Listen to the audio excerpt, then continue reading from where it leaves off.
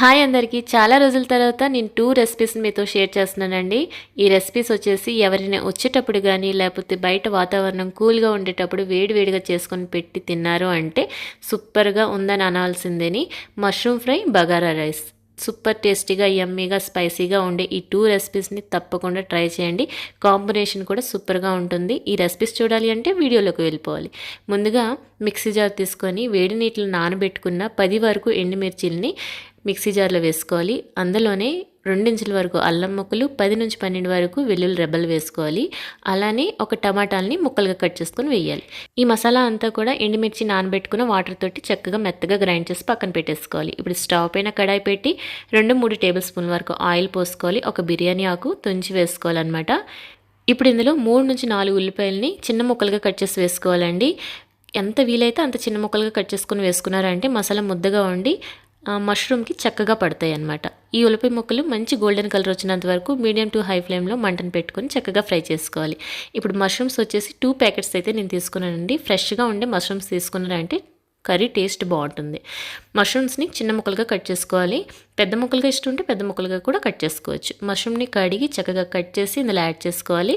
ఇప్పుడు ఇందులో తగినంత సాల్ట్, 1/4 టీ స్పూన్ పసుపు వేసి అంతా కలిసేటట్టు బాగా కలిపి మూత పెట్టి 10 నిమిషాల పాటు మగ్గించుకోవాలి. కాస్త టైం ఎక్కువగానే తీసుకుంటుంది. మష్రూమ్లో వాటర్ కంటెంట్ ఎక్కువగా ఉంటుంది కాబట్టి అదంతా ఆవిరైనంత వరకు మధ్య మధ్యలో కలుపుతూ మగ్గించుకోవాలి. ఇప్పుడు బగారా రైస్ కోసమని స్టవ్ పైన కుక్కర్ పెట్టి ఇందులో 2-3 టేబుల్ స్పూన్ల వరకు ఆయిల్ వేసుకోవాలి. 2 టేబుల్ స్పూన్ల వరకు నేతిని యాడ్ చేసుకోవాలి. కాస్త నెయ్యి కరిగినంత వరకు కరగబెట్టుకొని ఇప్పుడు ఇందులో మసాలా దినుసులు యాడ్ చేసుకోవాలి. 2 బిర్యానీ ఆకులు, హోల్ గరం మసాలా కూడా యాడ్ చేసుకోవాలండి. జాజి పువ్వు, మరాఠీ పువ్వు, 2 ఇలాచీలు, లవంగ మొగ్గలు, షాజీరా, దాల్చిన చెక్క ఇవన్నీ కూడా యాడ్ చేసి చక్కగా ఫ్రై చేసుకోవాలి. ఇప్పుడు ఇందులో ఘాట్లు పెట్టుకున్న పచ్చిమిరపకాయలు 5 నుంచి 6 వేసుకోవాలి. ఒక పిడికిడంతా జీడిపప్పులు వేసుకోవాలి. చక్కగా గోల్డెన్ కలర్ వచ్చినంత వరకు జీడిపప్పులు ఫ్రై చేసుకోవాలి. ఇప్పుడు ఇందులో 2 టేబుల్ స్పూన్ల వరకు అల్లం వెల్లుల్లి పేస్ట్ వేసుకోవాలి. అల్లం వెల్లుల్లి పేస్ట్ పచ్చివాసన పోయినంత వరకు మంటను మీడియం ఫ్లేమ్లో ఉంచి చక్కగా కలుపుతూ ఫ్రై చేయాలి. ఇప్పుడు ఇందులో ఒక పిడికిడంతా కొత్తిమీరని, ఫ్రెష్గా ఉండే కొత్తిమీరని తీసుకొని చిన్నగా కట్ చేసుకొని ఇందులో వేసి ఒకసారి బాగా కలిపేసేయాలి. తాలింపులో కొత్తిమీర వేసుకొని కలిపి చక్కగా ఫ్రై చేస్తే బగారా రైస్ టేస్ట్ చాలా బాగుంటుంది. ఇప్పుడు ఇందులో నేను 1.5 గ్లాస్ రైస్ తీసుకున్నాను కాబట్టి 3 గ్లాసెస్ వాటర్ యాడ్ చేస్తున్నానండి. వేడిగా ఉండే నీళ్ళు 3 గ్లాసెస్ వేసేసి రుచికి సరిపడా సాల్ట్ యాడ్ చేసుకోవాలి.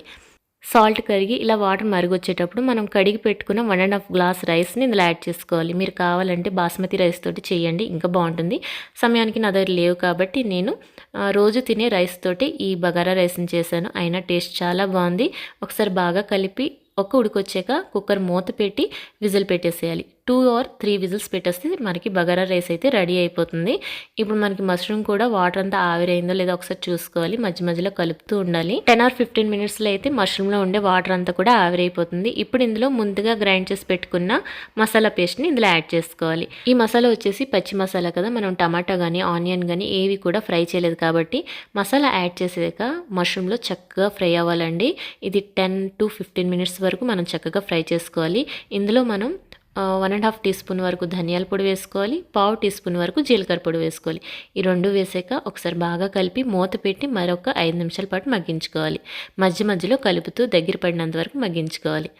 కర్రీ చక్కగా కుదరాలి, టేస్టీగా ఉండాలి అంటే కర్రీలో వేసే మసాలా చక్కగా ఫ్రై అవ్వాలి, ఆయిల్ బయటికి తేలాలి, కర్రీ కలర్ చేంజ్ అవ్వాలి. ఈ 3 కానీ కర్రీలోకి వస్తే కర్రీ టేస్టే సూపర్గా ఉంటుంది. ఇప్పుడు ఇందులో 1 స్పూన్ వరకు home made garam masala add చేశానండి. చివరిలో గరం మసాలా వేయడం వల్ల టేస్ట్ బాగుంటుంది. ఇప్పుడు చివరిగా ఇందులో నేను ఒక పిడికిడంత వరకు ఫ్రెష్గా ఉండే కొత్తిమీర తరుగుని యాడ్ చేశాను. ఒకసారి బాగా కలిపి మూత పెట్టి ఇంకా స్టవ్ కట్టేయడమే. బగారా రైస్ తోటి వేడివేడిగా సర్వ్ చేయండి, సూపర్గా ఉంటుంది. ఎవరైనా గెస్ట్లు వచ్చేటప్పుడు స్పెషల్గా చేయండి, ఇంకా బాగుంటుంది. దీంతో రైతా ఉన్నా బాగుంటుంది, సింపుల్గా బగారా రైస్తో ఇది నంచుకు తిన్నా బాగుంటుంది అనమాట. 3 విజిల్స్ వచ్చాక స్టవ్ కట్టేసి విజిల్ అంతా పోయాక ఒకసారి మూత తీసి చూసుకుంటే వేడివేడిగా పర్ఫెక్ట్గా బగారా రైస్ అయితే రెడీ అయిపోయింది. పొడి పొడిగా వచ్చింది కదా. మీరు కూడా ఇంట్లో రైస్ తోటి ఒకసారి ట్రై చేయండి, సూపర్గా ఉంటుంది. ఇంకా స్పెషల్గా మన డిష్ కనిపించాలి అంటే ఇలా ట్రై చేయండి. ఒక బౌల్లో ముందుగా మనం చేసుకుని మష్రూమ్ ఫ్రై వేసి దానిపైన బగారా రైస్ వేసి ఆ గిన్నెని ప్లేట్లోకి తిరగవేశారంటే ఈ విధంగా కలర్ఫుల్గా మన డిష్ అయితే కనిపిస్తుంది.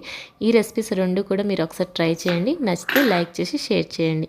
ఇలాంటి రెసిపీస్ వ్లాగ్స్ చూడాలి అనుకుంటే మన ఛానల్ని ఫాలో అయిపోయండి. మరొక టేస్టీ రెసిపీతో మళ్ళీ కలుద్దాం.